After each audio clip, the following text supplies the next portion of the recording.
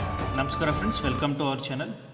ಈ ವಿಡಿಯೋನಲ್ಲಿ 25 ಜುಲೈ 2021ನಲ್ಲಿ ನಡೆದಂಥ ಕೆಸೆಟ್ ಪರೀಕ್ಷೆಯ ಫಿಸಿಕಲ್ ಸೈನ್ಸ್ ಪೇಪರ್ನ ಆನ್ಸರ್ ಕೀ ಮತ್ತು ಸೊಲ್ಯೂಷನ್ಸ್ ಆ್ಯಂಡ್ ಕಟ್ ಆಫ್ ಈ ವಿಡಿಯೋನಲ್ಲಿ ಕವರ್ ಮಾಡ್ತಾಯಿದ್ದೀನಿ.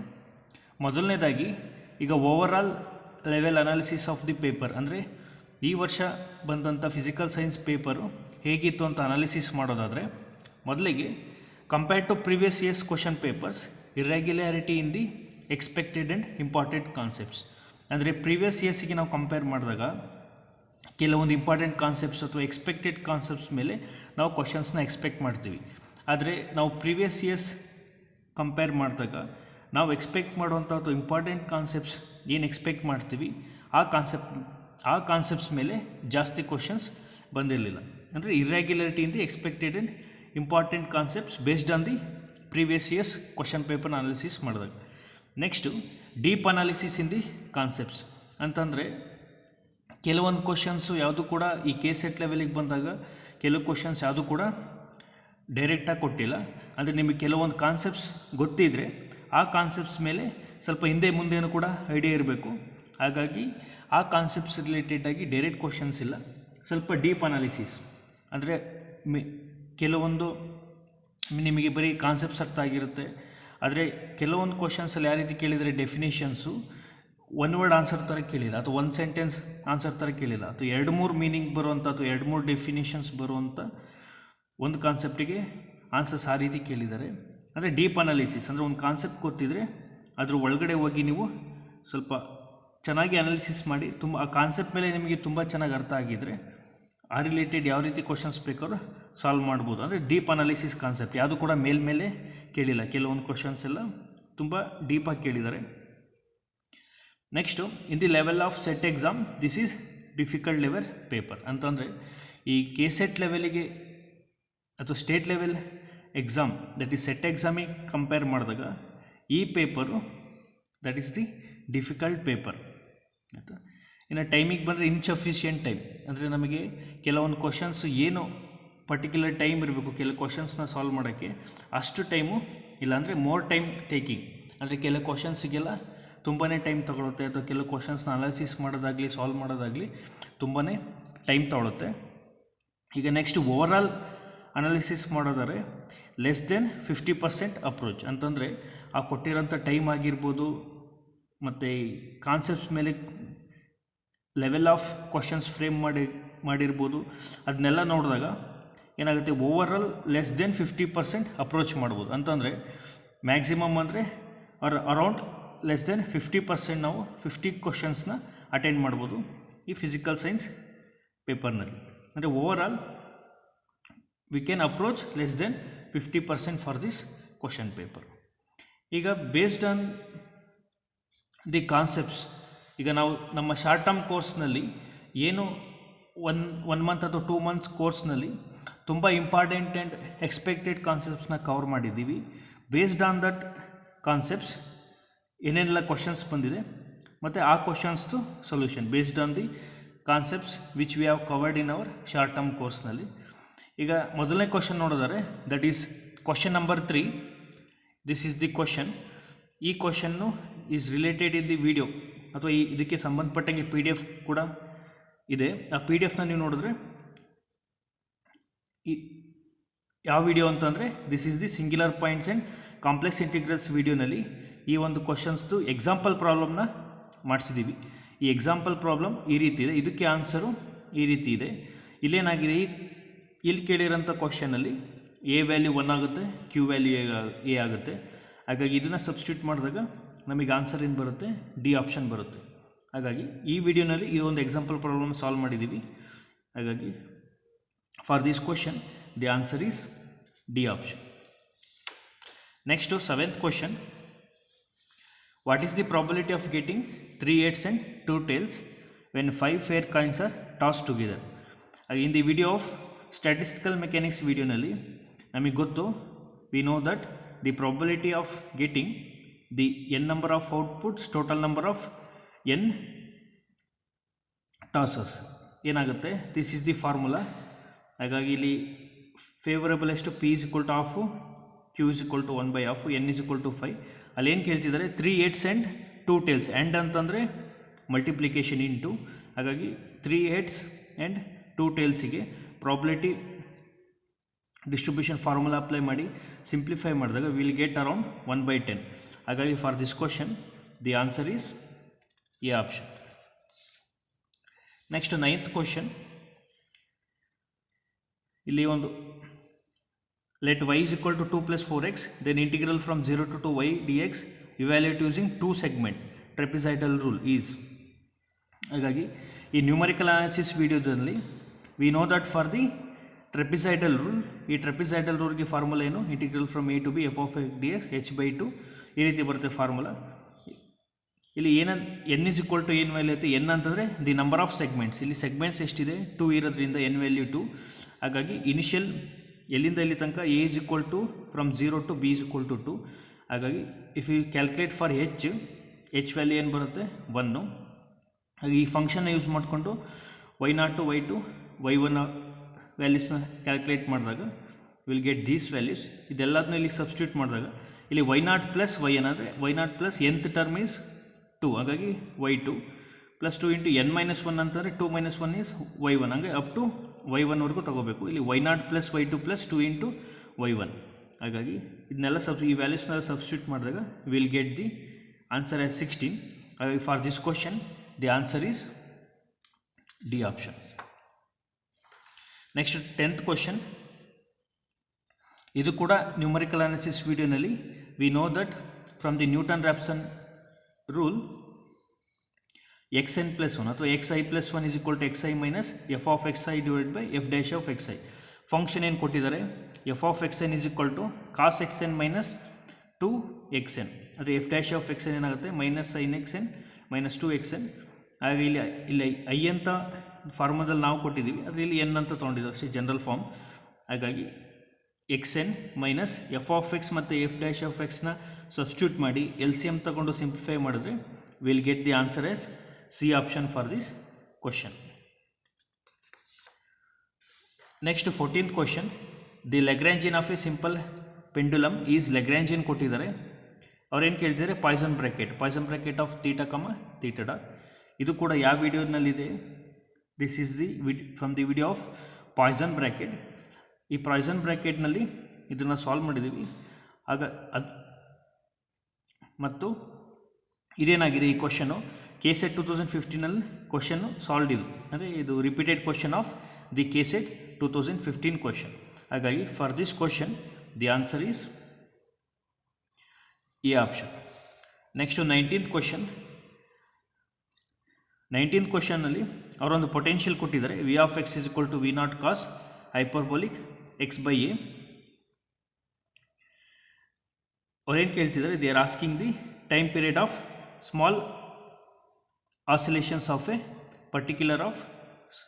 particle of mass m around the point of stable equilibrium. ಅಂದರೆ ಅವರು ಒಂದು ಪೊಟೆನ್ಷಿಯಲ್ ಕೊಟ್ಟಿದ್ದಾರೆ, ಆ ಪೊಟೆನ್ಷಿಯಲ್ಗೆ we have to find the time period of oscillation.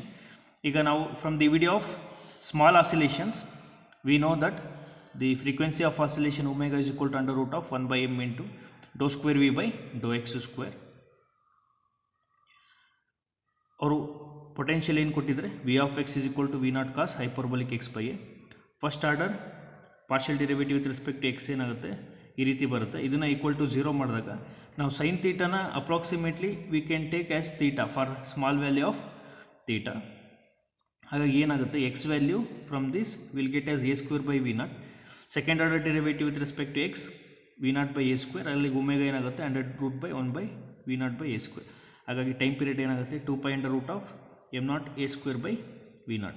ಹಾಗಾಗಿ for this question the answer is D option. Next 21 question. ಇಲ್ಲಿ R1 ಅನ್ನೋ rocket it is moving along the east direction with the speed of 6/5 ಮತ್ತು R2 in the moving due east ಅಂತಂದರೆ in the east direction that is 6/10. What is the speed of R2 with respect to the ground state. ಈ ground station ಅಂದರೆ with respect to ground ವೆಲಾಸಿಟಿನ ಕೇಳ್ತಿದ್ದಾರೆ. ಹಾಗೆ with respect to ಗ್ರೌಂಡ್ನ velocity ಅಂತಂದರೆ that is U. ಹಾಗಾಗಿ with respect to ground state U ಅಂತಂದರೆ this will be U dash plus V divided by 1 plus U dash V divided by C square. ಅಂದರೆ ಇಲ್ಲಿ ಏನಾಗುತ್ತೆ, ಒಂದು ಪಾರ್ಟಿಕಲ್ನ ವಿತ್ ರೆಸ್ಪೆಕ್ಟ್ ಟು ಗ್ರೌಂಡ್ ಅಂತಂದರೆ ಇಲ್ಲಿ ಎಸ್ ಫ್ರೇಮ್ ಇರುತ್ತೆ. ಹಾಗಾಗಿ ಮೂವಿಂಗಲ್ಲಿ ಈಗ ಎರಡು ಪಾರ್ಟಿಕಲ್ ಮೂವಿಂಗ್ ಇದೆ ಅಂತಂದರೆ ಒಂದನ್ನು ನಾವು ಎಸ್ ಡ್ಯಾಶ್ ಫ್ರೇಮ್ ಅಂತ ಕನ್ಸಿಡರ್ ಮಾಡಬೇಕು, ಇನ್ನೊಂದನ್ನು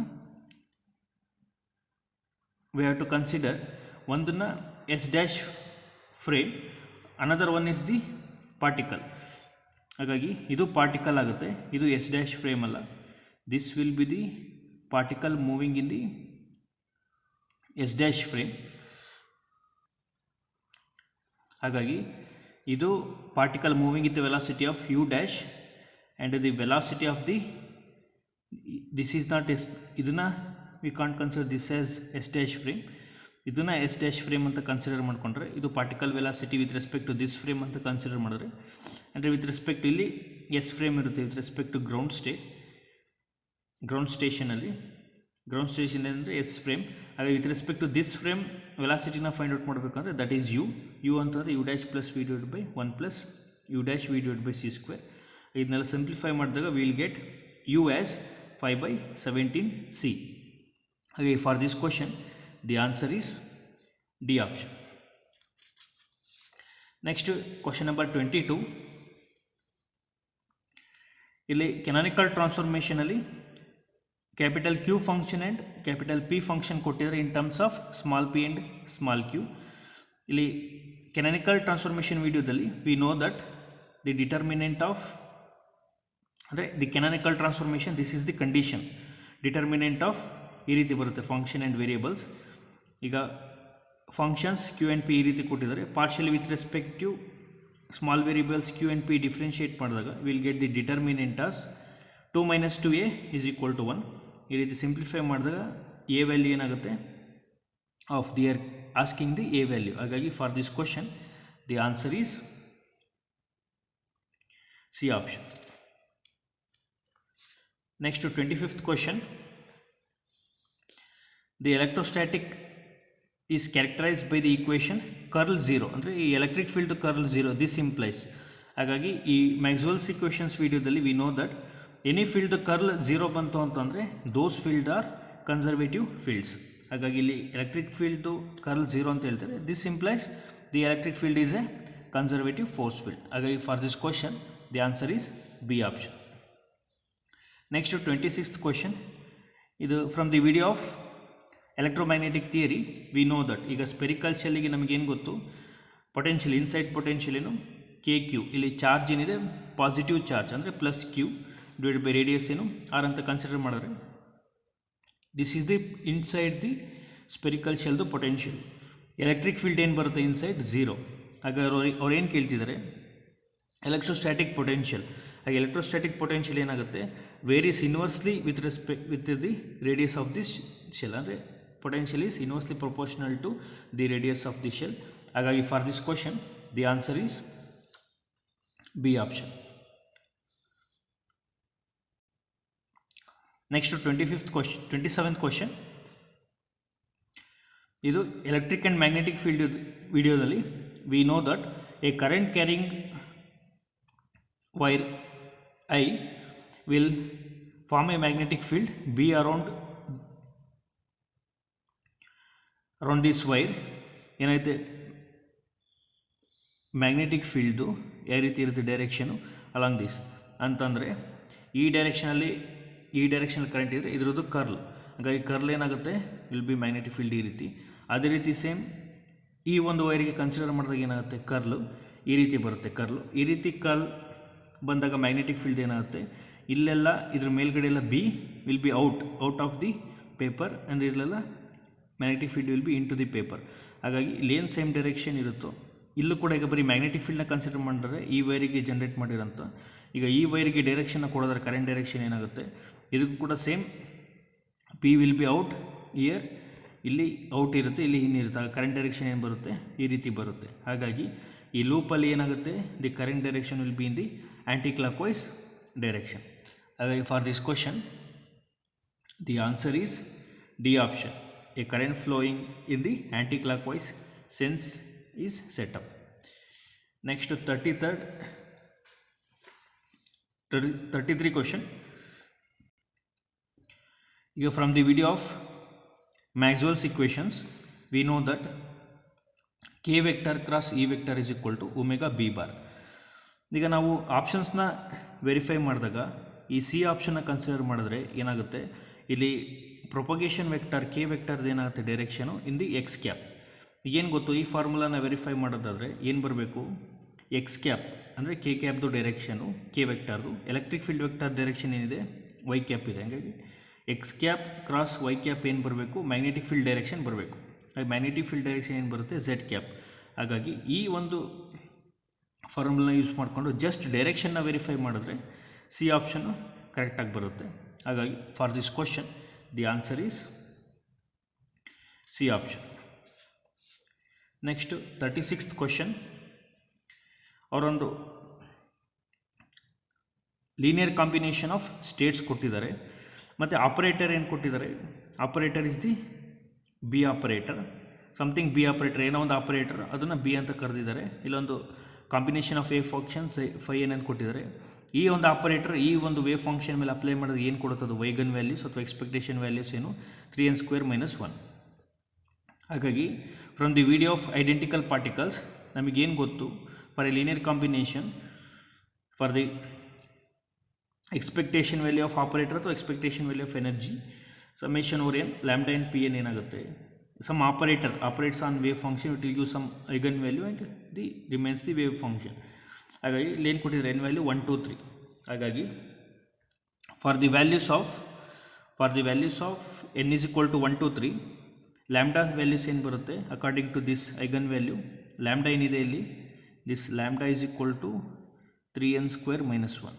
ಹಾಗಾಗಿ ಇದನ್ನು n ವ್ಯಾಲ್ಯೂ ಸಬ್ಸ್ಟಿಟ್ಯೂಟ್ ಮಾಡಿದಾಗ ನಮಗೆ ಲ್ಯಾಂಬ್ಡಾ 1 ಲ್ಯಾಂಬ್ಡಾ 2 ಲ್ಯಾಂಬ್ಡಾ 3 ವ್ಯಾಲ್ಯೂ ಈ ರೀತಿ ಬರುತ್ತೆ. ಈಗ ಲೀನಿಯರ್ ಕಾಂಬಿನೇಷನ್ ಆಫ್ ಈ ಸ್ಟೇಟ್ಸ್ದು ಟೋಟಲ್ ಪ್ರಾಬಿಲಿಟಿ 1 ಬರುತ್ತೆ. ಹಾಗಾಗಿ expectation of these States of this operator ಏನು ಬರುತ್ತೆ, lambda 1 p1 plus lambda 2 p2 plus lambda 3 p3. ವ್ಯಾಲ್ಯೂಸ್ನ ಹಾಕಿ ಸಿಂಪ್ಲಿಫೈ ಮಾಡಿದಾಗ will get the answer as 12.5.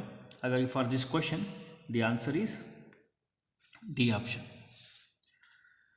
Next 41 question.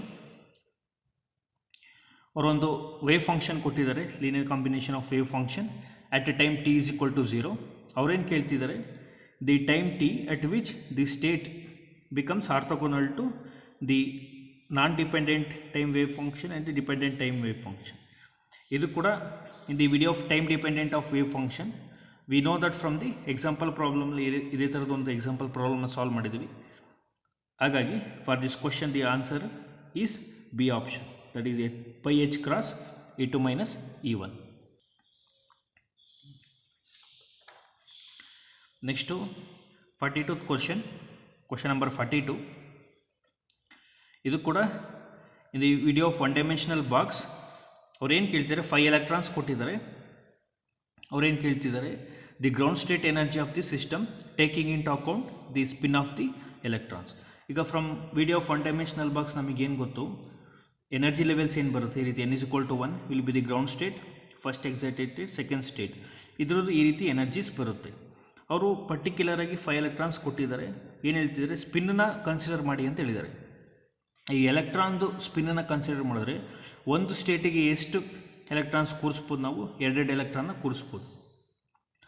ಹಾಗಾಗಿ ಅವ್ರು ಕೊಟ್ಟಿರೋಂಥ 5 ಎಲೆಕ್ಟ್ರಾನ್ಸ್ನ ಕೂರಿಸಿದಾಗ ಏನಾಗುತ್ತೆ, energies will be 2 electrons, 2 into ground state energy, 2 into first excited state energy and 1 into the second excited state energy. ಈ overall ground state energy ಏನಾಗುತ್ತೆ, the sum of all these energies. ಯಾಕಂದರೆ ಇಲ್ಲಿ consider ಮಾಡ್ತಾರೆ first ground state ಮಾತ್ರ. ಹಾಗಾಗಿ ಏನಾಗುತ್ತೆ, total of 2 + 8 + 9 π² h cross square by 2m l square. ಹಾಗಾಗಿ for this question the answer is D option, that is 19 π² h cross square by 2m l square. Next question number 43. ಇದು ಕೂಡ in the video of commutator ವಿಡಿಯೋನಲ್ಲಿ we know that for the 3D box, 3 dimensional ಬಾಕ್ಸಿಗೆ energy ಏನು ಬರುತ್ತೆ, ಇಲ್ಲೇನು ಕೊಟ್ಟಿದ್ದಾರೆ, ಈ ರೀತಿ ಬರುತ್ತೆ energy nx² by lx² + ny² by ly² + nz² by lz². ಇದು pi square h cross square by 2m. ಇಲ್ಲಿ ಏನು ಕೊಟ್ಟಿದ್ದಾರೆ, ಅನ್ಈಕ್ವಲ್ ಲೆಂತ್ ಕೊಟ್ಟಿದ್ದಾರೆ, ಅಂದರೆ ರೆಕ್ಟ್ಯಾಂಗ್ಯುಲರ್ ಬಾಕ್ಸ್. ನಾವಲ್ಲಿ ಕನ್ಸಿಡರ್ ದಿ ಕ್ಯೂಬಿಕಲ್ ಬಾಕ್ಸ್. ಆದರೆ 2 ಡೈಮೆನ್ಷನಲ್ ಬಾಕ್ಸಲ್ಲಿ ಫಸ್ಟು ಅನ್ಈಕ್ವಲ್ ಲೆಂತ್ ಕೊಟ್ಟಾಗ ಏನು ಬರುತ್ತೆ ಎನರ್ಜಿ ಫಾರ್ಮುಲಾ ಅಂತ ಗೊತ್ತು. ಅದೇ ರೀತಿ ಇಲ್ಲಿ 3 ಡೈಮೆನ್ಷನಲ್ ಬಾಕ್ಸಿಗೆ ಹಾಕ್ಕೊಂಡಾಗ ಈ ರೀತಿ ಬರುತ್ತೆ ಎನರ್ಜಿ. ಈಗ ಈ 3 ಡೈಮೆನ್ಷನಲ್ ಬಾಕ್ಸ್ನಲ್ಲಿ ನಮಗೆ ಗೊತ್ತು for the ground state NX NY NZ combinations ಏನು ಬರುತ್ತೆ 1 1. ಆದರೆ ಇದು ಗ್ರೌಂಡ್ ಸ್ಟೇಟು. ಅವ್ರು ಕೇಳ್ತಿರೋಂಥದ್ದು ಸೆಕೆಂಡ್ ಎಕ್ಸೈಟೆಡ್ ಸ್ಟೇಟ್ ಆಗಿರೋದ್ರಿಂದ ಈ ಸ್ಟೇಟ್ ಬಿಟ್ಟು ನೆಕ್ಸ್ಟ್ ಸ್ಟೇಟ್ಸ್ ಕಾಂಬಿನೇಷನ್ಸ್ ಏನೇನು ಬರುತ್ತೆ NX NY NZ ಈ ರೀತಿ ಕಾಂಬಿನೇಷನ್ಸ್ ಬರುತ್ತೆ. ಈ ಥರದ combinations of NX NY NZ ಮತ್ತು LX LY ಆ್ಯಂಡ್ LZಗೆ LX ಏನಾಗುತ್ತೆ ಅವಾಗ LX will be A, LY will be 2A and LZ will be 3A. ಈ ವ್ಯಾಲ್ಯೂಸ್ನ ಈ ಪರ್ಟಿಕ್ಯುಲರ್ ಕಾಂಬಿನೇಷನ್ಸ್ಗೆ ಸಬ್ಸ್ಟಿಟ್ಯೂಟ್ ಮಾಡಿದಾಗ ನಮಗೇನು ಸಿಗುತ್ತೆ, first excited state energy will be 19/9, second excited ಸ್ಟೇಟ್ದು 61/36 and third excited state 124/36. ಅವ್ರು ಕೇಳ್ತಿರೋಂಥದ್ದು ಸೆಕೆಂಡ್ ಎಕ್ಸೈಟೆಡ್ ಸ್ಟೇಟ್. ಹಾಗಾಗಿ for this question the answer is B option. Next question number 52. The first law of thermodynamics provides a method to determine. ಅಂದರೆ ಈ the video of thermodynamics ವಿಡಿಯೋನಲ್ಲಿ we know that from the first law of thermodynamics dq is equal to du minus dw ಅಂತಂದರೆ ಏನು, ಇದ್ರ meaning ಏನಂತಂದರೆ, ಈಗ ಸೋರ್ಸಿಗೆ ನಾವು ಹೀಟ್ನ supply ಮಾಡ್ತೀವಿ. ಈಗ ಸೋರ್ಸಿಗೆ ನಾವು ಹೀಟ್ನ ಸಪ್ಲೈ ಮಾಡಿದಾಗ ಏನಾಗುತ್ತೆ, ಡು ಅಂತಂದರೆ ಚೇಂಜ್ ಇನ್ ಇಂಟರ್ನಲ್ ಎನರ್ಜಿ. ಅಂದರೆ ಹೀಟ್ನ ಸಪ್ಲೈ ಮಾಡಿದಾಗ ಫಸ್ಟು ಅದರಲ್ಲಿ ಕೆಲವೊಂದು ಹೀಟ್ನ ಅಬ್ಸರ್ವ್ ಮಾಡಿಕೊಂಡು ಅದ್ರ ಒಳಗಡೆ ಇರೋಂಥ ಸಮ್ ಇಂಟರ್ನಲ್ ಎನರ್ಜಿ ಚೇಂಜ್ ಆಗುತ್ತೆ. ಸ್ವಲ್ಪ ಅಬ್ಸರ್ವ್ ಮಾಡಿಕೊಂಡು ಹೀಟ್ನ ರಿಮೈನಿಂಗ್ನ ಏನು ಮಾಡುತ್ತೆ, ಅದನ್ನು ವರ್ಕ್ ಡನ್ ಆಗಿ ಕನ್ವರ್ಟ್ ಮಾಡುತ್ತೆ. ಈ ಫಸ್ಟ್ ಲಾದು ಮೀನಿಂಗ್ ಅದೇನೆ. ಈಗ ನಾವು ಹೀಟ್ನ ಕೊಟ್ಟಾಗ, ಈಗ ಫಾರ್ ಎಕ್ಸಾಂಪಲ್ ಸಿಂಪಲ್ಲಾಗಿ ಒಂದು ಇಂಜಿನ್ನ ಕನ್ಸಿಡರ್ ಮಾಡಿದಾಗ ಫಸ್ಟ್ ಏನಾಗುತ್ತೆ, ನಾವು ಇಂಜಿನ್ ಸ್ಟಾರ್ಟ್ ಮಾಡಿದಾಗ ಅದು ಸ್ವಲ್ಪ it will take to heat. ಅದೇನಾಗುತ್ತೆ, ಸ್ವಲ್ಪ ಹೀಟ್ ಆಗುತ್ತೆ ಇಂಜಿನ್. ಹೀಟ್ ಆದಮೇಲೆ ಲೇಟರ್ ಫಸ್ಟ್ ಈಗ ಇಂಜಿನ್ನೇ ಕನ್ಸಿಡರ್ ಮಾಡಿದಾಗ ಏನಾಗುತ್ತೆ, ನಾವು ಹೀಟ್ನ ಸಪ್ಲೈ ಮಾಡಿದಾಗ ಅಥವಾ ಎನರ್ಜಿನ ಸಪ್ಲೈ ಮಾಡಿದಾಗ ಏನಾಗುತ್ತೆ, ಅದು ವರ್ಕ್ ಡನ್ ಕೊಡುತ್ತೆ. ಅದ್ರ ಜೊತೆಗೆ ಏನಾಗುತ್ತೆ, ಅದು ಇಂಜಿನ್ ಕೂಡ ಹೀಟ್ ಆಗ್ತಾ ಬರುತ್ತೆ. ಅಂತಂದರೆ ಏನು, ನಾವು ಕೊಡೋಂಥ ಸಪ್ಲೈ ಮಾಡುವಂಥ ಹೀಟು ಸಮ್ ಇಂಟರ್ನಲ್ ಎನರ್ಜಿಯಾಗಿ ತಗೊಂಡು change in internal energy minus remaining ಹೀಟ್ನ ಏನಾಗುತ್ತೆ ವರ್ಕ್ ಡನ್ ಆಗಿ ಕನ್ವರ್ಟ್ ಮಾಡುತ್ತೆ. ಹಾಗಾಗಿ ಏನಾಗುತ್ತೆ, first law of thermodynamics provides the method to determine the efficiency of conservation of heat into mechanical work. ಹಾಗಾಗಿ ಇಲ್ಲಿ main intention it will convert the supplied into is mechanical work except the utilise by the change in internal energy. ಹಾಗೆ for this question the answer is B option. Next question number 53. ಇದು ಕೂಡ in the video of thermodynamics V know that from the first law of thermodynamics. ಇದು first law.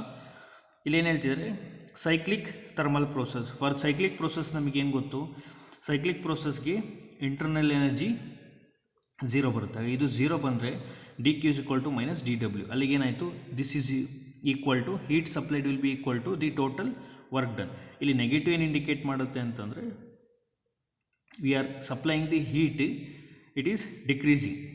ಹಾಗಾಗಿ the total heat supply will be equal to the total work done. ಹಾಗಾಗಿ for this question the answer is C option. Next question number 54. A Carnot engine draws 200 calories of heat from a heat source at temperature 400 Kelvin. It rejects 150 calories of heat to the sink. Hagagi from the video of thermodynamics we know that from the Carnot cycle efficiency ಏನು 1 minus Q2 by Q1 that is equal to 1 minus Q2 ಅಂತಂದರೆ 200 calories ಮತ್ತು Q1 will be 150 calories. ಹಾಗಾಗಿ ಇದನ್ನು simplify ಮಾಡಿದ್ರೆ will get the efficiency as 33%. ಹಾಗೆ for this question the answer is A option. Next the question number 57. ಇಲ್ಲಿ 3 fermions ಕೊಟ್ಟಿದ್ದಾರೆ ಮತ್ತು states is number of states 6 and the number of particles are 3. ಹಾಗೆ ಇಲ್ಲಿ fermions ಕೊಟ್ಟಿರೋದ್ರಿಂದ from the video of statistical distribution we know that from the Fermi distribution ಏನು ಅವ್ರು ಏನು ಕೇಳ್ತಿದ್ದಾರೆ, ದಿ ನಂಬರ್ ಆಫ್ ವೇವ್ಸ್ ಏನು formula omega is equal to pi I G I factorial divide by N I factorial into J I minus N I factorial. ಹಾಗೆ G I ಮತ್ತು N I ವ್ಯಾಲ್ಯೂನ substitute ಮಾಡಿ ನಾವು simplify ಮಾಡಿದಾಗ will get the number of waves as 20. ಹಾಗಾಗಿ for this question the answer is B option. Next question number 60. ಈಗ ಒಂದು logic gate ಕೇಳಿದರೆ ಅದರ ಔಟ್ಪುಟ್ ಏನು ಬರಬೇಕು, 1 ಬರಬೇಕಂತ ಹೇಳ್ತಿದ್ದಾರೆ. ಹಾಗಾಗಿ from the video of logic Gates ವಿಡಿಯೋನಲ್ಲಿ ನಾನು ಔಟ್ಪುಟ್ನ ಡಿರೈವ್ ಮಾಡಿದ್ದೀನಿ ಇನ್ terms of A and B. ಈಗ ಔಟ್ಪುಟ್ನ ಫ್ರಮ್ ಬೂಲಿಯನ್ ಆಲ್ಜಿಬ್ರಾ ನಿಮಗೆ ಔಟ್ಪುಟ್ನ ಡಿರೈವ್ ಮಾಡೋಕ್ಕೆ ಗೊತ್ತಾಗಲಿಲ್ಲ ಅಂತಂದರೂ ಕೂಡ ಈ ಈಚ್ ಬೇಸಿಕ್ ಗೇಟ್ಸ್ದು ಫಂಕ್ಷನ್ ಏನಂತ ಗೊತ್ತಿರುತ್ತೆ. ಈ ಪ್ರತಿಯೊಂದು ಆಪ್ಷನ್ನ ತಗೊಂಡು ವೆರಿಫೈ ಮಾಡೋದು ನಿಮಗೆ ಸಿಗುತ್ತೆ. ಎಕ್ಸಾಂಪಲ್ಲು, ಈಗ ಫಸ್ಟ್ ಆಪ್ಷನ್ ತೊಗೊಂಡಾಗ ಇಲ್ಲಿ ಎ 0 ಬಿ 0 ತೊಗೊಂಡಾಗ ಇದ್ರ ಔಟ್ಪುಟ್ ಏನಾಗುತ್ತೆ, ಇದ್ರದ್ದು ಎ ಮತ್ತು ಬಿ ಇಲ್ಲಿ 0 ಆಗಿರೋದ್ರೆ ಇದು ನಾಟ್ ಗೇಟ್ ಆದರೆ ಬಿ 1 ಆದರೆ ಎ ಇಂಟು 0 ಇಂಟು 1 ಏನಾಗುತ್ತೆ 1 ಆಗುತ್ತೆ. ಹಾಗೆ ಈ ರೀತಿ ಆಪ್ಷನ್ಸನ್ನು ತೊಗೊಂಡು ಬೇಸಿಕ್ ಲಾಜಿಕ್ ಗೇಟ್ಸ್ನ ಯೂಸ್ ಮಾಡೋದು ವೆರಿಫೈ ಮಾಡಿದ್ರು ಕೂಡ ನಿಮಗೆ ಆ ರೀತಿಯೂ ಕೂಡ ವೆರಿಫೈ ಮಾಡ್ಬೋದು. ಇಲ್ಲ ಈ ರೀತಿ ಬೂಲಿಯನ್ ಆಲ್ಜಿಬ್ರಾ ಯೂಸ್ ಮಾಡಿಕೊಂಡು ಔಟ್ಪುಟ್ನ ಡಿರೈವ್ ಮಾಡಿಕೊಂಡು ಆಪ್ಷನ್ಸ್ನ ವೆರಿಫೈ ಮಾಡೋದು. ಈಗ ಫಾರ್ ಸಿ ಆಪ್ಷನ್ಗೆ for A is equal to 1 B is equal to 0 ಏನು ಬರುತ್ತೆ, ಔಟ್ಪುಟ್ಟು 1 ಬರುತ್ತೆ. ಹಾಗಾಗಿ for this question the answer is C option. Next question number 63. ಅವರೊಂದು triggered J K flip flop ಕೊಟ್ಟಿದ್ದಾರೆ, ripple counter 4 bit ripple counter, ಯಾಕಂದರೆ 4 flip flop ಇದೆ. ಅವ್ರು ಏನು ಕೇಳ್ತಿದ್ದಾರೆ, ಈ ರೀತಿ ಕ್ಲಾಕ್ ಪಲ್ಸ್ ಕೊಟ್ಟಾಗ after this time what will be the output. ಹಾಗಾಗಿ ಈ ಕ್ಲಾಕ್ನ ಅಬ್ಸರ್ವ್ ಮಾಡಿದಾಗ ಅವ್ರಿಗೆ ಹೇಳ್ತಿದ್ದಾರೆ negative clock, this is for negative edge triggered, ಅಂದರೆ ನೆಗೆಟಿವ್ ಕ್ಲಾಕ್ ಪಲ್ಸಿಗೆ ಈ ಫ್ಲಿಪ್ ಫ್ಲಾಪು ವರ್ಕ್ ಆಗ್ತವೆ ಅಂತ. ಹಾಗಾಗಿ from the video of flip flop registers and counters we know that, ನಾವು ಅಲ್ಲಿ 2 ಬಿಟ್ ರಿಪಲ್ ಕೌಂಟರ್ನ ನೋಡಿದ್ವಿ, 2 bit ripple and up and down counter. ಇಲ್ಲಿ ಅವ್ರು ಕೊಟ್ಟಿರೋಂಥ ಟೈಮ್ನ ಕನ್ಸಿಡರ್ ಮಾಡಿದಾಗ how many number of negative clock pulse ಬರುತ್ತೆ, 1 2 3 4 5, total of 5 numbers of negative clock pulse ಬರುತ್ತೆ. ಈಗ 5 ನೆಗೆಟಿವ್ ಕ್ಲಾಕ್ ಪಲ್ಸ್ಗೆ ಏನು ಅಂತ ಹೇಳಿದ್ವಿ ಅಲ್ಲಿ, ಇಟ್ ಈಸ್ ಡೌನ್ ಕೌಂಟ್. ಇಲ್ಲಿ ನಿಮಗೆ ಫ್ಲಿಪ್ ಫ್ಲಾಪ್ನ ಈಚ್ ಫ್ಲಿಪ್ ಫ್ಲಾಪ್ನ ಪ್ರತಿಯೊಂದು ಕ್ಲಾಕ್ ಪಲ್ಸಿಗೆ ಅನಾಲಿಸಿಸ್ ಮಾಡೋಕ್ಕೆ ಗೊತ್ತಾಗಲಿಲ್ಲ ಅಂತಂದರೂ ಕೂಡ ಯಾವ ರೀತಿ ಇನ್ನೊಂದು ರೀತಿ ಅನಾಲಿಸಿಸ್ ಮಾಡ್ಬೋದು ಅಂದರೆ, ಇದು ರಿಪಲ್ ಕೌಂಟರ್ ಆಗಿರೋದ್ರಿಂದ ಒಂದು it will count from down to up or up to down. ಹಾಗಾಗಿ ನೆಗೆಟಿವ್ ಕ್ಲಾಕ್ ಪಲ್ಸ್ ಆಗಿರೋದ್ರಿಂದ MSB ಟು LSB ಕಂಡು ಇನಿಷಿಯಲಿ 0 ಇರುತ್ತೆ. ಫಸ್ಟ್ ಕ್ಲಾಕ್ ಪಲ್ಸಿಗೆ ಇದು ಡೌನ್ ಕೌಂಟರ್ ಅಂತ ಕನ್ಸಿಡರ್ ಮಾಡಿದ್ರೆ initially it will be 15 to 5 counts ಏನು ಬರುತ್ತೆ 11. ಹಾಗಾಗಿ 11 in terms of this LSB to MSB ಏನಾಗುತ್ತೆ, ಆಪ್ಷನ್ ವಿಲ್ ಬಿ 11 01 ಆಗುತ್ತೆ. ನಿಮಗೆ ಅಪ್ ಕೌಂಟರ್ ಅಥವಾ ಡೌನ್ ಕೌಂಟರ್ ಕನ್ಫ್ಯೂಷನ್ ಇದೆ ಅಂತ ಆ ರೀತಿಯೂ ನೋಡ್ಬೋದು. ಇಲ್ಲಾಂದರೆ ಇಲ್ಲಿ ಫಸ್ಟ್ ಇನಿಷಿಯಲ್ ಕಂಡೀಷನ್ 0 ಆಗಿರೋದ್ರಿಂದ ಫಸ್ಟ್ ಇಲ್ಲಿ 1 ತೊಗೊಂಡು ಅಪ್ ಟು 5 ಕ್ಲಾಕ್ ಪಲ್ಸ್ ಆದಮೇಲೆ 5 ಬರುತ್ತೆ. ಆದರೆ 5th ಕ್ಲಾಕ್ ಪಲ್ಸಿಗೆ 5 ಔಟ್ಪುಟ್ ಅಂದರೆ ಏನಾಗುತ್ತೆ, 5 ಏನಾದರೂ ಔಟ್ಪುಟ್ ಆಗಿದ್ದರೆ ಏನಾಗುತ್ತೆ 1 0 1 0 ಆಗುತ್ತೆ. ಹಾಗಾಗಿ ಇಲ್ಲಿ 1 0 1 0 ಕೊಟ್ಟಿಲ್ಲ. ಹಾಗಾಗಿ ಏನಾಗುತ್ತೆ, ಈ ರೀತಿ ಡೌನ್ ಕೌಂಟರ್ ಅಂತ ಕನ್ಸಿಡರ್ ಮಾಡಿ ಈ ರೀತಿ ಆಫ್ಟರ್ ಅಪ್ ಕೌಂಟ್ ಅಥವಾ ಡೌನ್ ಕೌಂಟ್ನ ಕನ್ಸಿಡರ್ ಮಾಡಿ ಇನಿಷಿಯಲ್ ಕಂಡೀಷನ್ನ ಕನ್ಸಿಡರ್ ಮಾಡಿ ನಂಬರ್ ಆಫ್ ಕ್ಲಾಕ್ ಪಲ್ಸನ್ನು ನೋಡಿ ಅದು ಎಷ್ಟಕ್ಕೆ ಬರುತ್ತೆ ಅಂತ ನೋಡಿಕೊಂಡು ಅದ್ರದ್ದು MSB LSB ಬರೆದ್ರೆ ಆ ರೀತಿನಾದರೂ ವೆರಿಫೈ ಮಾಡ್ಬೋದು. ಯಾಕಂದರೆ ನಿಮಗೆ ಡೈರೆಕ್ಟಾಗಿ ಇದು ಇಷ್ಟೊಂದು ಫ್ಲಿಪ್ ಫ್ಲಾಪ್ನ ಅನಾಲಿಸಿಸ್ ಮಾಡೋಕ್ಕೆ ಬರಲಿಲ್ಲ ಅಂದರೂ ಈಗಲೂ ಕೂಡ ಮಾಡ್ಬೋದು. ಹಾಗಾಗಿ for this question the answer is A option. Next question number 67.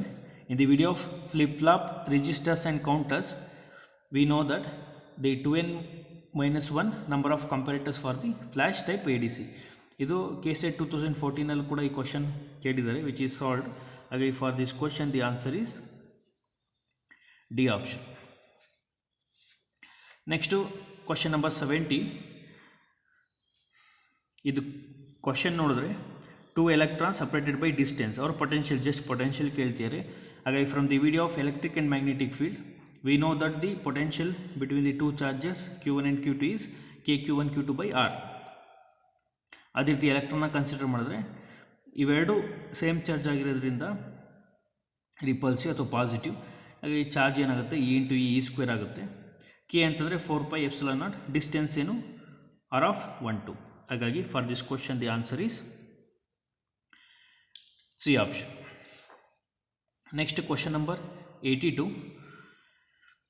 ಈ BCC ಲ್ಯಾಟಿಸ್ನಲ್ಲಿ ಲ್ಯಾಟಿಸ್ ಕಾನ್ಸ್ಟೆಂಟ್ ಕೊಟ್ಟಿದ್ದಾರೆ 2 ಆಂಗ್ಸ್ಟ್ರಾಮ್, ದಿ ಎಲೆಕ್ಟ್ರಾನ್ ಡೆನ್ಸಿಟಿ ಕೇಳ್ತಿದ್ದಾರೆ.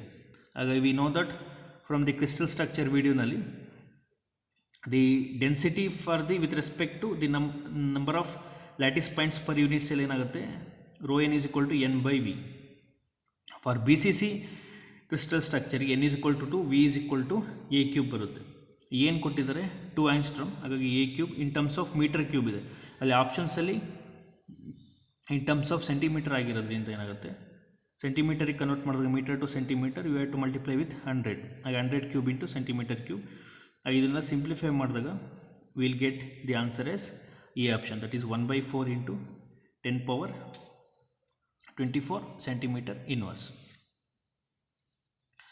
Next question number 92.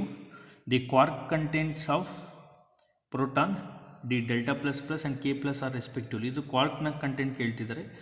ಈಗ from the video of particle physics we know that from quark structure ಪ್ರೋಟಾನ್ಗೆ ಈ ರೀತಿ quark structure, ಮತ್ತು delta plus plus K ಇದು, K plus K ಇದು. ಇದು ಕೂಡ KSET 2013 ಆ್ಯಂಡ್ KSET 2020ನಲ್ಲಿ ಈ ರಿಲೇಟೆಡ್ ಕ್ವಶನ್ ಕೇಳಿದ್ದಾರೆ. ಅಲ್ಲಿ ಪ್ರೋಟಾನ್ ಕೇಳಿದರೆ ಒಂದು ವರ್ಷ. ಹಾಗೆ ಪ್ರೋಟಾನ್ದು ಏನು ಅಂತ ಐಡೆಂಟಿಫೈ ಮಾಡಿದ್ರು ನೀವು ಇದಕ್ಕೆ ಆನ್ಸರ್ ಮಾಡ್ಬೋದು. ಹಾಗಾಗಿ for this question the answer is B option. Next question number 94. Which of the following reactions is possible. ಈಗ ರಿಯಾಕ್ಷನ್ಸ್ನ ಅಬ್ಸರ್ವ್ ಮಾಡಿದಾಗ ಈಗ from the video of nuclear physics we know that from beta decay for positive beta ಡಿಕೆಗೇನು positron ಜೊತೆಗೆ ಯಾವಾಗಲೂ neutrino emit ಆಗುತ್ತೆ. ಹಾಗಾಗಿ ಈ ಆಪ್ಷನ್ಸ್ನ ಅಬ್ಸರ್ವ್ ಮಾಡಿದಾಗ for this question the answer is B option. Next question number 95. ಒಂದು ರಿಯಾಕ್ಷನ್ ಕೊಟ್ಟಿದ್ದಾರೆ. ಈ ರಿಯಾಕ್ಷನ್ನು ಏನು ಅಂತ ಕೇಳ್ತಿದ್ದಾರೆ, ಯಾವ ಟೈಪ್ ಆಫ್ ರಿಯಾಕ್ಷನ್ ಅಂತ. ಹಾಗಾಗಿ from the video of particle physics we know that from the conservation loss for the given reactions, for the reaction ಏನಾಗುತ್ತೆ, ಎಲ್ಲ ಕನ್ಸರ್ವೇಷನ್ ಲಾಸ್ ಕೂಡ ಸ್ಯಾಟಿಸ್ಫೈ ಆಗುತ್ತೆ. ಹಾಗಾಗಿ ಎಲ್ಲ ಕನ್ಸರ್ವೇಷನ್ ಲಾಸು ಸ್ಯಾಟಿಸ್ಫೈ ಆಗೋದ್ರಿಂದ ಈ ಪರ್ಟಿಕ್ಯುಲರ್ ರಿಯಾಕ್ಷನ್ನು ಇಟ್ಸ್ ಎ ಸ್ಟ್ರಾಂಗ್ ಇಂಟ್ರಾಕ್ಷನ್. ಹಾಗೆ for this question the answer is D option. Next 96 question number. ಇಲ್ಲಿ ಒಂದು ನ್ಯೂಕ್ಲಿಯೈ ಕೊಟ್ಟಿದ್ದಾರೆ, ಇದ್ರದ್ದು ಸ್ಪಿನ್ ಆ್ಯಂಡ್ ಪ್ಯಾರಿಟಿ ಕೇಳ್ತಿದ್ದಾರೆ ಗ್ರೌಂಡ್ ಸ್ಟೇಟ್ದು. ಹಾಗಾಗಿ from the video of nuclear physics we know that from the shell ಮಾಡಲಿಂದ ಒಂದು ಸ್ಟೇಟ್ಸ್ನ ಐಡೆಂಟಿಫೈ ಮಾಡೋಕ್ಕೆ ಈ ರೀತಿ ಒಂದು ಟ್ರಿಕ್ನ ಫಾಲೋ ಮಾಡಿದ್ವಿ. ಈ ಟ್ರಿಕ್ ಪ್ರಕಾರ ಸ್ಟೇಟ್ಸ್ನ ಹಾಕ್ಕೊಂಡು ಇಲ್ಲಿ ನಂಬರ್ ಆಫ್ ನ್ಯೂಟ್ರಾನ್ಸ್ ಎಷ್ಟು ಬರುತ್ತೆ, 9 ಆಗುತ್ತೆ. ಹಾಗಾಗಿ ನಂಬರ್ ಆಫ್ ನ್ಯೂಟ್ರಾನ್ಸ್ 9ನ ಇಲ್ಲಿ ಸ್ಟೇಟ್ಸ್ನಲ್ಲಿ ಡಿಸ್ಟ್ರಿಬ್ಯೂಟ್ ಮಾಡಿದಾಗ ಕೊನೆ ಸ್ಟೇಟ್ ಏನು ಬರುತ್ತೆ, D 5/2. ಹಾಗಾಗಿ J ಏನಾಗುತ್ತೆ 5/2, D L = 2 ಆಗಿರೋದ್ರಿಂದ ಪ್ಯಾರಿಟಿ ವಿಲ್ ಬಿ ಪಾಸಿಟಿವ್. ಹಾಗಾಗಿ 5/2 plus. For this question the answer is C option. Next question number 99. ಈ ರೀತಿ ಒಂದು ರಿಯಾಕ್ಷನ್ ಕೊಟ್ಟಿದ್ದಾರೆ π0. ಇಲ್ಲಿ ಆರ್ ಅಲ್ಲ, this are all the gamma, ಇದೆಲ್ಲ gamma is forbidden due to the non conservation of. ಹಾಗಾಗಿ from the video of particle physics we know that from the conservation laws ಈ particular ರಿಯಾಕ್ಷನ್ಗೆ ಬೇರೆ ನಂಬರ್ ಆಗಿರ್ಬೋದು, ಬೇರೆ ನಂಬರ್ ಬರಲ್ಲ. Charge ಕೂಡ 0 ಕನ್ಸರ್ವ್ಡು, ಐಸೋಸ್ಪಿನ್ ಎಲ್ಲ ಕನ್ಸರ್ವ್ ಬರುತ್ತೆ. ಹಾಗಾಗಿ except this charge conjugation all are conserved ಅಥವಾ 0. ಹಾಗಾಗಿ ಫಾರ್ ದಿಸ್ ಕ್ವಶನ್ ಇಲ್ಲಿ ಫರ್ಬಿಡನ್ ಕೇಳ್ತಾರೆ. ಫರ್ಬಿಡನ್ ಅಂತಂದರೆ ಚಾರ್ಜ್ ಕಾಂಜುಗೇಷನ್ ಸ್ಯಾಟಿಸ್ಫೈ ಆಗಲ್ಲ. ಹಾಗಾಗಿ for this question the answer is D option.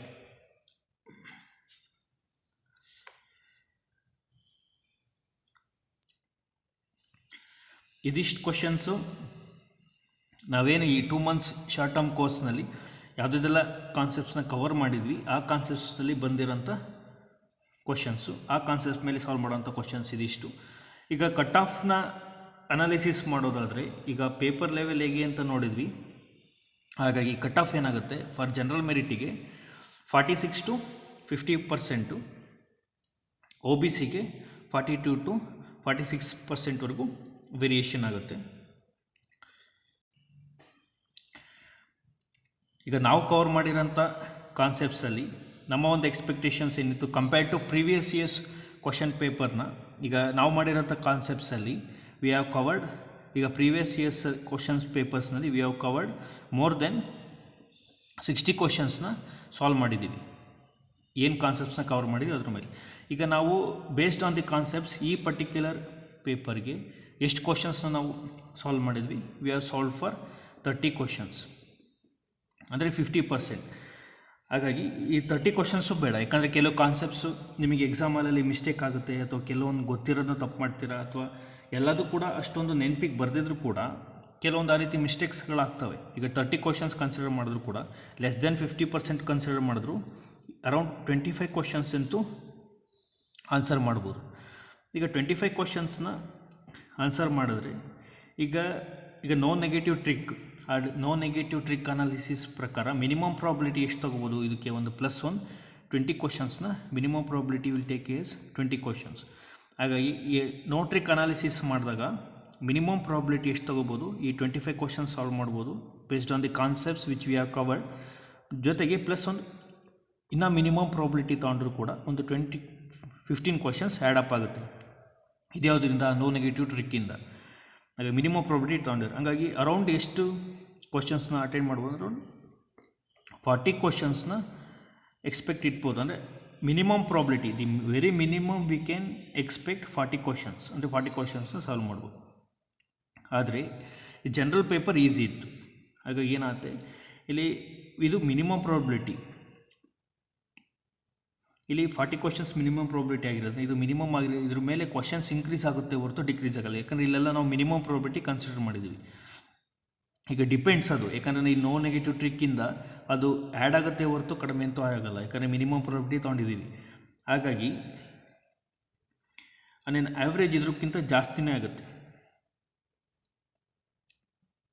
General paper easy ಇರೋದ್ರಿಂದ, ಜನರಲ್ ಪೇಪರ್ ಚೆನ್ನಾಗಿರೋದ್ರಿಂದ ಆ ಜನರಲ್ ಪೇಪರ್ ಆ್ಯಡ್ ಅಪ್ ಮಾಡಿ, ಜನರಲ್ ಪೇಪರು ಜೊತೆಗೆ ಸಬ್ಜೆಕ್ಟ್ ಪೇಪರು ಮತ್ತು ಈ ನೋ ನೆಗೆಟಿವ್ ಟ್ರಿಕ್ಕು ಎಲ್ಲದನ್ನೂ ಕನ್ಸಿಡರ್ ಮಾಡಿದ್ರೆ around in the range of this cut ಆಫಲ್ಲಿ ಡಿವೇಟ್ ಆಗುತ್ತೆ. ಯಾಕಂದರೆ ಪೇಪರ್ ಲೆವೆಲ್ ಕೂಡ ಆ ರೀತಿ ಇರೋದ್ರಿಂದ ಇಟ್ ಡಿಪೆಂಡ್ಸ್. ನಾನಿಲ್ಲಿ ಕನ್ಸಿಡರ್ ಮಾಡಿದ್ರೆ ಬರೀ ಮಿನಿಮಮ್ ಪ್ರಾಬಿಲಿಟಿ ಅಷ್ಟೇ.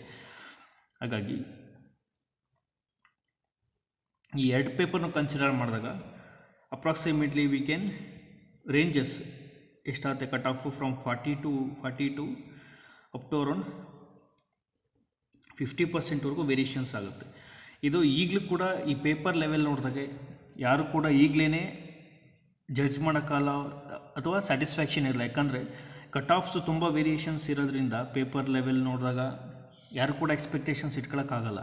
ಯಾವಾಗ ಟರ್ನಿಂಗ್ ಪಾಯಿಂಟ್ ಅಂತಂದರೆ ಯಾವಾಗ ಒಂದು ಚೇಂಜಸ್ ಕಾಣ್ಬೋದು ಅಂತಾರೆ ಅವರು ಫೈನಲ್ ಆನ್ಸರ್ ಕೀ ಬಿಟ್ಟಾಗ, ಅಥವಾ ಫೈನಲ್ ಆನ್ಸರ್ ಕೀ ಬಿಟ್ಟಾಗಲೂ ನಮಗೆ ಏನಾಗುತ್ತೆ, ನಮ್ಮ ಒಂದು ಮಾರ್ಕ್ಸು ಈ ರೇಂಜಸ್ಸಲ್ಲಿ ವೇರಿಯೇಷನ್ ಆಗೋದ್ರಿಂದ, ಬಾರ್ಡ್ರಲ್ಲಿ ವೇರಿಯೇಷನ್ಸ್ ಆಗೋದ್ರಿಂದ ನಾವು ಫೈನಲ್ ಆನ್ಸರ್ ಕೀಲೂ ಕೂಡ ನಾವು ಡಿಸೈಡ್ ಮಾಡೋಕ್ಕಾಗಲ್ಲ.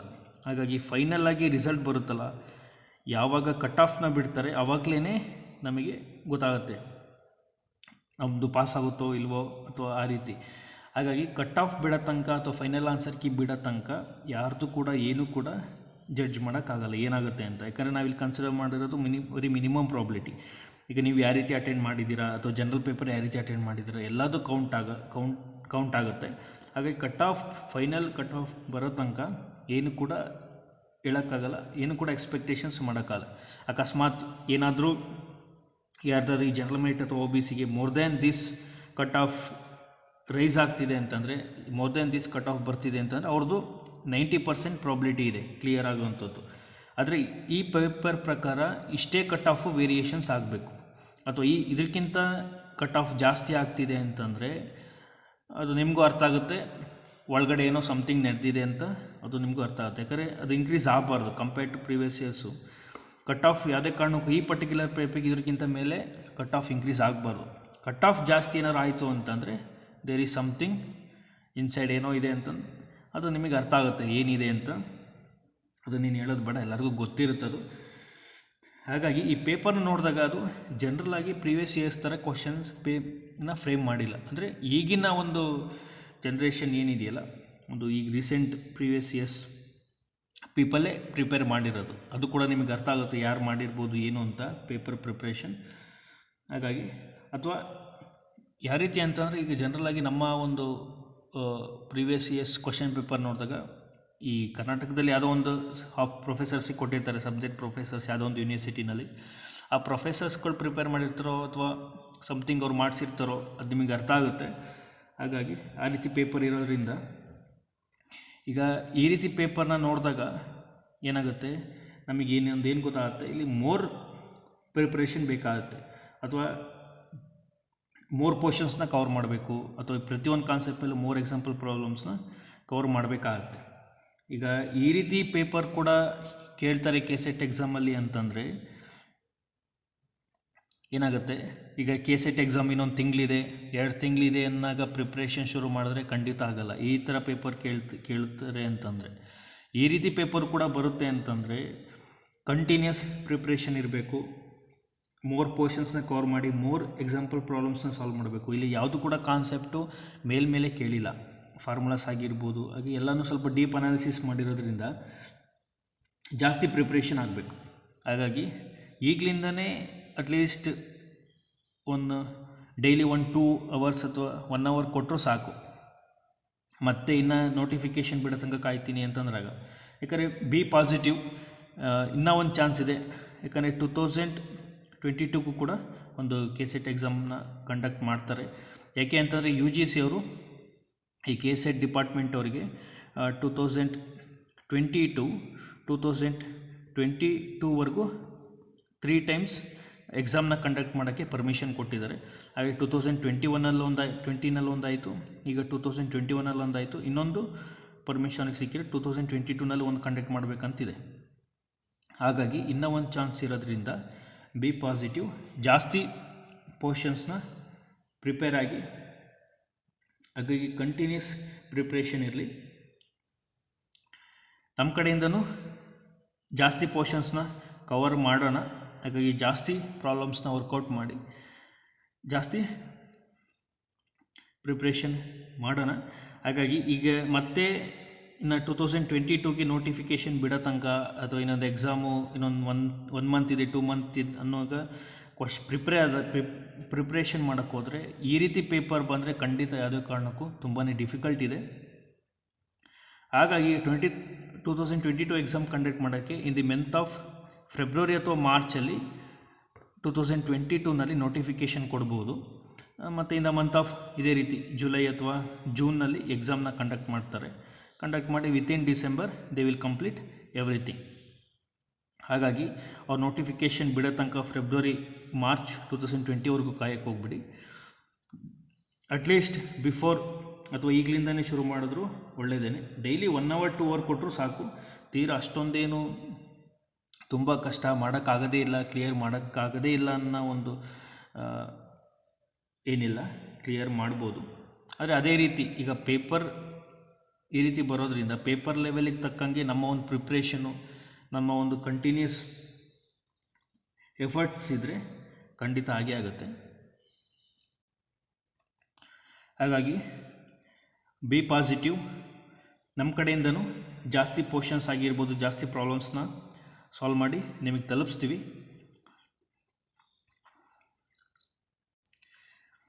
ಅದೇ ರೀತಿ ನಿಮ್ಮ ಕಡೆಯಿಂದನೂ ಕಂಟಿನ್ಯೂಸ್ ಎಫರ್ಟ್ಸ್ ಅಥವಾ ಕಂಟಿನ್ಯೂಸ್ ಪ್ರಿಪ್ರೇಷನ್ ಇರಲಿ.